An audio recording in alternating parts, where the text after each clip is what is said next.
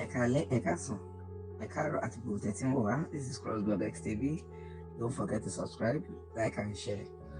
Oro Alaafin of Oyo Ati Ooni of Ife. Dàbí pé ọ̀rọ̀ yẹn ti wá lójú báyọ̀ ti wá yé wa báyìí o. Torí according to àwọn nǹkan tí Awikonko ṣàlàyé, torí téèyàn ò bá farabalẹ̀, èèyàn á kàn pé kí ló ń fàjà láàrin àwọn ọba yìí.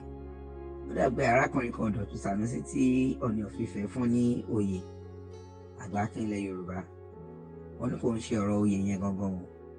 Wọ́n níbi tí àṣírí ti jẹyọ pé àwọn insider gan náà ṣe àlàyé bí kíní ìṣèjẹbi wọn pé arákùnrin yẹn dàpọ̀ launch app kan ni, ó dàbí Facebook bí YouTube fún àwọn ọmọ Yorùbá, and mo feel pé bóyá eléyìí ni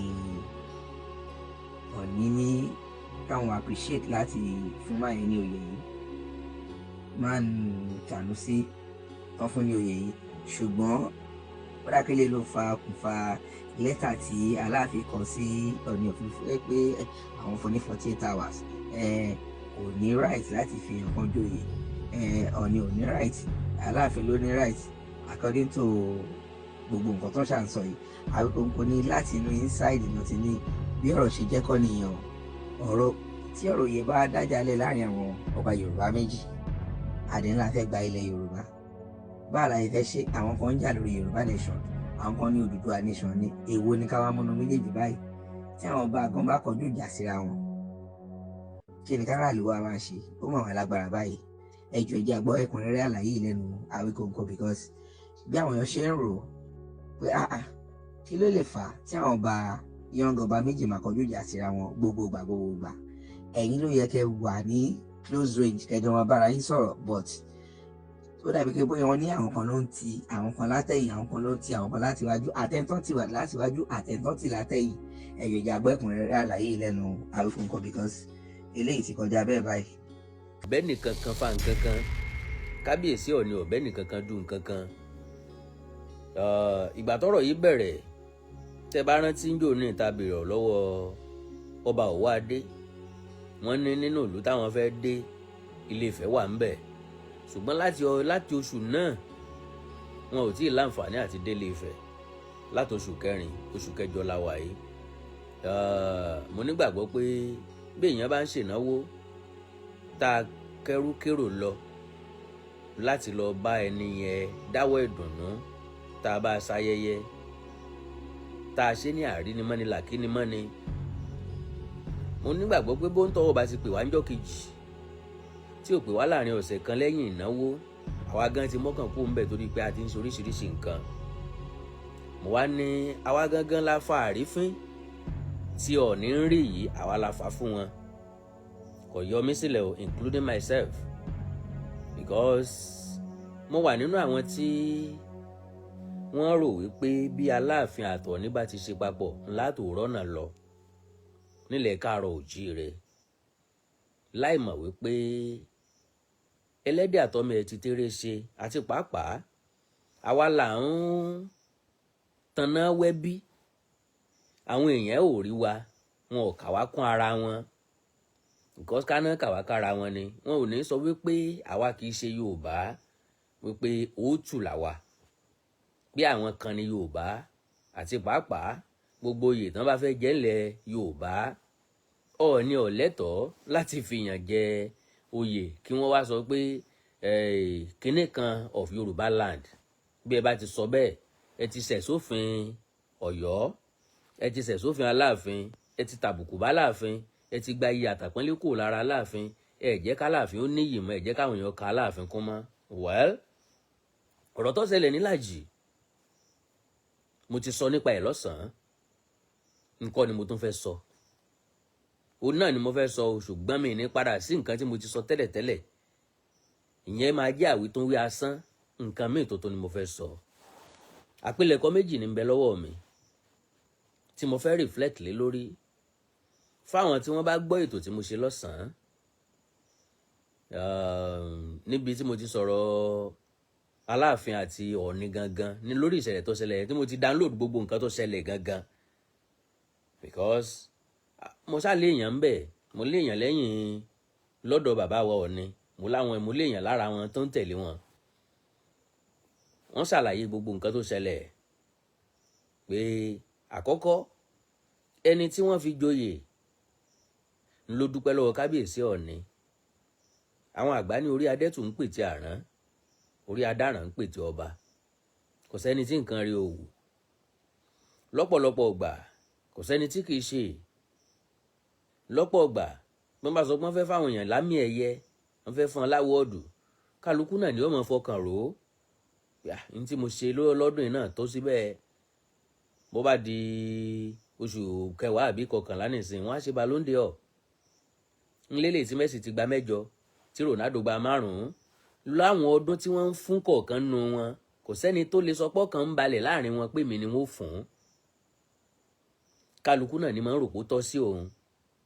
Nígbà tán bá score 14 goals ní Champions League, tán score 40 kìíní kan goals ní La Liga, wọ́n á máa wò ó pé at least tán bá fẹ́ mu lọ́dún yìí o, wọ́n gbọ́dọ̀ wo ti pé mo win La Liga, wọ́n gbọ́dọ̀ ti wo ti pé mo win Champions League, wọ́n gbọ́dọ̀ ti wo ti pé mo win La Liga àti Copa del Rey, wọ́n gbọ́dọ̀ ti wo pé mo win Champions League àti Super Cup. Kálukú ló máa calculate lọ́kàn ẹ̀. Wọ́n máa sọ pé ó dáa o, wọ́n fẹ́ fólórin Fuji ní àwọ́ọ̀dù, wọ́n fẹ́ fólórin hip hop láwọ́ọ̀dù. Gbogbo àwọn tí wọ́n bá nominate ni wọ́n máa fọkàn sí pé ó ṣeé ṣe kó já mọ́ mi lọ́wọ́, màrí kó já mọ́ mi lọ́wọ́, màrí kó já mọ́ mi lọ́wọ́. Gẹ́lẹ́ bẹ́ẹ̀ òun náà ni ọ̀rọ̀ tí ń bẹ ńlẹ̀ yìí.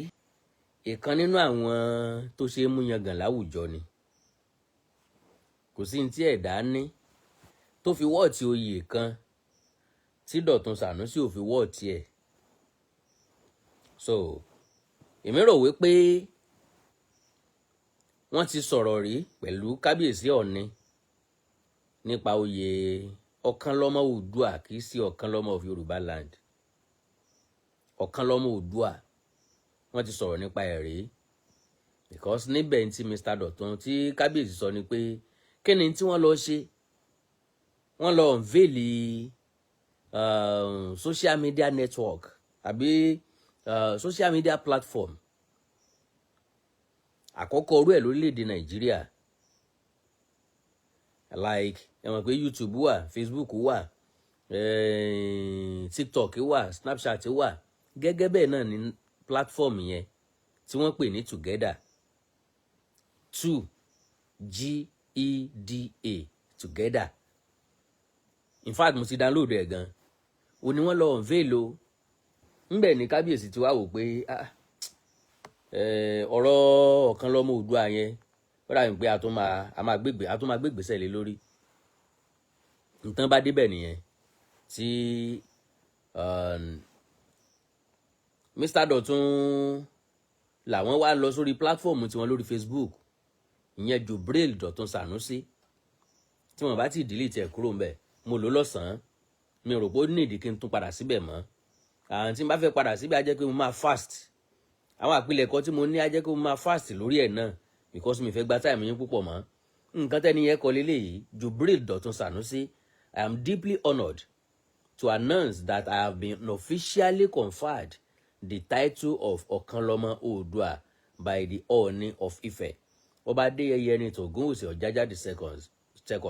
This momentous occasion took place during the unveiling of Together, Nigeria's first indigenous social media and business networking platform, at the Ilaji International Hotel and Sports Resort, Ibadan. A heartfelt thank you to the Ooni for his kind words and recognition of my commitment to the cultural and economic growth of Yorubaland. Nbi tán ti lo Yorubaland nìyẹn o. Bóyá Dọ̀tun Sànúsì ó mọ̀ wípé Ọ̀yọ́ ti láwọn nìkan làwọn ń jẹ́ Yorubaland, pé àwa tó kù ká wókọ tiwa síwájú, bó bá wù wá ká máa jẹ́ Oòduà land, tó bá sì wù wá ká máa jẹ́ ilẹ̀ Káàárọ̀ Oòjíire. Àwọn ò bá wa jẹ́ mọ́, àwọn làwọn ní Yorubaland. Ká yọ̀ǹda ẹ̀ fáwọn. Àjọ ń lò tẹ́lẹ̀tẹ́lẹ̀ ni o, wọ́n láàjọ lò mọ́. So níbi tí Yorubaland ti jáde nìyẹn o, kì í ṣe Ọ̀dọ́lé of Yorùbá, kì í ṣe Ọ̀kánlọ́mọ of Yorubaland o, Ọ̀kánlọ́mọ of Oòduà land, Ọ̀kánlọ́mọ of Oòduà. Together, it's not just about connecting It is about empowering our local businesses and showcasing our rich heritage. As a platform that combines social interaction with business networking, it aims to elevate both established and emerging entrepreneurs.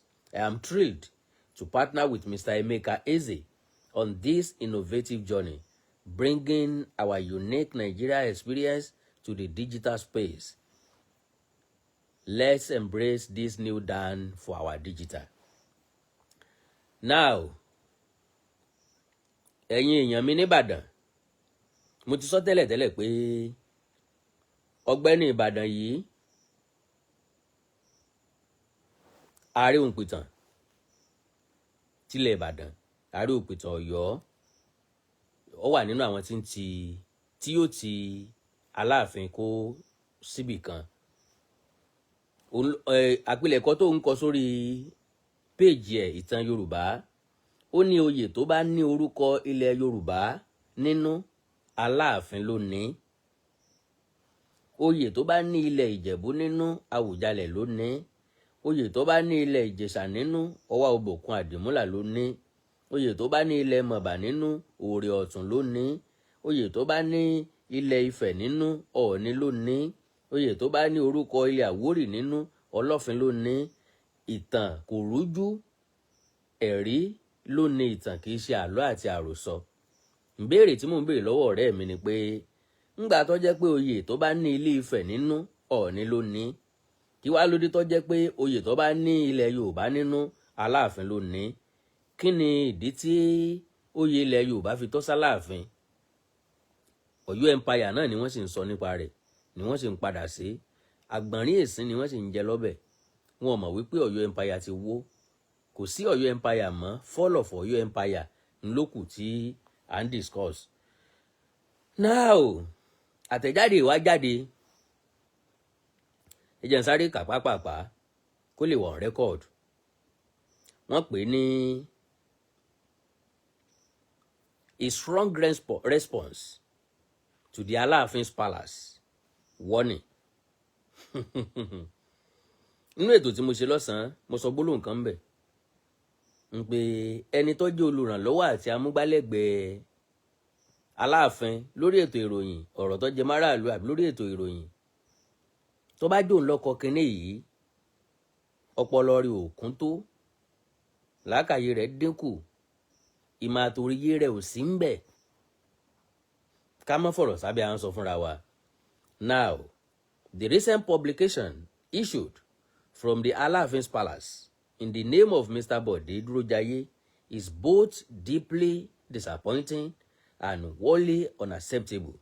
It is one thing to disagree in matters of culture or tradition, but it is another to allow reckless words laced with disrespect to be issued against an institution as sacred and enduring as the throne of Oduduwa. Whoever occupies the role of speaking for a palace of that stature of Oyo ought to embody wisdom, restraint, and dignity, not careless outbursts that so deficient. Ẹ gbọ́ nínú ẹ̀ bó ṣe àdírẹ́sì kábíyèsí Ọ̀ọ̀ni. Ẹ lọ gbé tòtí mo ṣe lẹ́yìn. Ẹ má jẹ́ n padà síbẹ̀ mọ́. For the record, this year marks a decade since His Imperial Majesty Ooni Adeyeye Enitan Ogunwusi Ojaja II ascended the throne of Oduduwa. In those 10 years, not once has the Ooni or any official voice from Ile-Ife issued a single word of disrespect against the Alaafin or his people. Kò tí ever wáyé rí. The mutual respect between the late Alaafin Lamidi Adeyemi III and the Ooni was clear. Never dig the publicly quarrel over superiority, titles or influence. Èmi Àkàndá tún ti wá sọ fún lápọ̀lọpọ̀ ọgbà wípé kábíyèsí Ọ̀ọ̀ni Ọ̀jájá II wọ́n ever refer sí bàbá Aláàfin àná as Aláàfin. Kábíyèsí Ọ̀ọ̀ni we always say bàbá Aláàfin. Kì í ṣe lójú Aláàfin o, Aláàfin ò sí ń bẹ, ọmọ Ọ̀yọ́ kan kò sí ń bẹ o. Lẹ́ni ìwé àtàn bá ti fẹ́ sọ̀rọ̀. Bàbá Aláàfin sọ pé bàbá Aláàfin ṣe báyìí, bàbá Aláàfin. Àpọ́nlé àti ọ̀wọ̀ nìyẹn. Ní tí wọ́n ń pè ní respect gangan nu. Ọ̀wọ̀ téèyàn fún yàn lẹ́yìn nígbà tó ń tọ̀hún sí ń bẹ̀. Kábíyèsí Ọọ̀ni ò fẹ́ jẹ́ kẹ́ ẹ sọ̀rọ̀ kankan sí Aláàfin tàná. Because ọbẹ̀ ní ìtògùn òsì, peace, harmony, àlàáfíà, ẹ má sọ nǹkan kan, ẹ má dẹ́ni nǹkan lóhùn, ẹ fi wọ́n lẹ̀, èèyàn kì í gbèjà Ọọ̀ni, àwọn alálẹ̀ ló máa ń gbèjà Ọọ̀ni, òótọ́ ọ̀rọ̀ ni. Lóòótọ́ làwọn alálẹ̀ ó gbèjà Ọọ̀ni, àwa kan ń bẹ tá a lè dákẹ́. Tó jẹ́ pé bí wọn ò bá ti wọ́n kún, káwa náà mọ́ gbà láàbọ̀. Torí pé bí rọ́bà ti ń pọ̀ jù máa ń fẹ́ dòótọ́, gbogbo ń tán sọ yìí ká má wàá dá wọn lóhùn. Ayọ́ gbà wọ́n gbọ́. Ẹni tóbìnrin bá rí lobìnrin mọ̀ o. Ẹni táyé bá ń gbọ́ wọ́n ń gbọ́, ẹni táyé bá sì ń gbọ́ wọ́n ń gbà gbọ́. Ìdínú tá a sì gbọ́dọ̀ dákẹ́, kí tara ẹni ọmọ bàbá wa dákẹ́. Now, Ooni Ogunwusi has consistently extended a hand of friendship and peace, including his historic homage visit to Alaafin Adeyemi in 2016, a gesture that stands as a testament to humility and the preservation of Yoruba unity. It is therefore puzzling and indeed shameful that the present Alaafin's media team would allow themselves to be dragged into petty and unfounded quarrels to attack the Ooni and Ife institution over a simple title conferrer is not only unnecessary but also provocative. Honestly. Pẹ̀lú àpilẹ̀kọ yẹn o, honestly, worse still, it shows a dangerous lack of understanding of Yoruba history. Honestly. Ìdàkọjá pé bàbá Aláàfin ni ò ní òye ìtàn ilẹ̀ Yorùbá dáadáa. Tèmi fẹ́ sís láti máa pè ní ilẹ̀ Yorùbá. Mo fẹ́ máa kó papọ̀ gẹ́gẹ́ bí ilẹ̀ Káàárọ̀ Oòjíire, ilẹ̀ Oòduà látòní lọ pẹ̀lú ìṣẹ̀lẹ̀ tó tún ṣẹlẹ̀ lánàá yìí o. N ò gbà wípé ilẹ̀ Yorùbá ni mo wà. N ò gbà wípé ọmọ Yorùbá ni mí mọ́. N ò gbà wípé ọmọ Oòduà ni mí, ọmọ Káàárọ̀ Oòjíire ni mí. The earlier the better. Tá a bá jọ̀gbọ̀n sẹ́lẹ̀ fún, tá a bá jọ̀wọ́ ìgbọ̀n sẹ́lẹ̀ fájá. Ìran ajá ní jẹ mí, ìran ẹlẹ́dẹ̀ ní pàfọ̀. Ó kọ tí ń jọ wọ́n lójú un. High time nìyí, tá a bá yọ̀ǹda ẹ̀ fún wọn, kí wọ́n jẹ́ kó yó wọn. Kí wọ́n máa dá Yorubaland wọn jẹ́. Gbogbo àrà tán bá wá dánlẹ̀ Yorùbá ní Yorubaland wọn, káwọn nìkan máa jàǹfààní ẹ̀. Tẹ́ ẹ bá lè rí àmì ṣe, gbogbo ogun tó lóhùn ní gbọ́ tó lóhùn ní gbà lórí ayé yín, iná agbára Ọlọ́run máa jó dànù. Kí lè nǹkan tẹ́ ń là kọjá tó dàbí pé ẹ ti wá ọ̀nà àbáyọ ṣùgbọ́n tí ẹ ti rí ọ̀nà àbáyọ. Ẹ ti pàdé wòlíì yín ló fà, ṣùgbọ́n arán mi sí ọ lónìí dádì, arán mi sí ọ lónìí mọ́mì. Olúwa lòun fẹ́ ṣe nǹkan ńlá nínú ayé yín. Olúwa sọ wípé gbogbo tẹ́ ń là kọjá yẹn òun fẹ́ fi òpin sí. Kí nìkan tẹ́ ń là kọjá lórí ìgbéyàwó ni, lórí ọmọ ni, lórí iṣẹ́ ni, níbi gbogbo ni, bóyá ogun kan ló dàbí pé ogun yẹn le, ẹ ti gbìyànjú kò tíì sí ọ̀nà àbáyọ. Ẹ jẹ́ àjọ gbàdúrà, ẹ jẹ́ àjọ wá ojú Olúwa, kí làṣírí ogun yẹn gangan, ẹ jẹ́ àjọ wádìí lọ́wọ́ Ọlọ́run, ká dẹ̀ mọ ọ̀nà àbáyọ. Ẹ̀rọ ìbánisọ̀rọ̀ tẹ́ fi pè mí fún àdúrà àti ọ̀nà àbáyọ, òun náà ni +234 70 25 47 5427 +234 70 25 47 5427. Bẹ́ẹ̀ ṣe ń pè mí fún àdúrà lórúkọ Jésù ẹ máa rí ìyanu.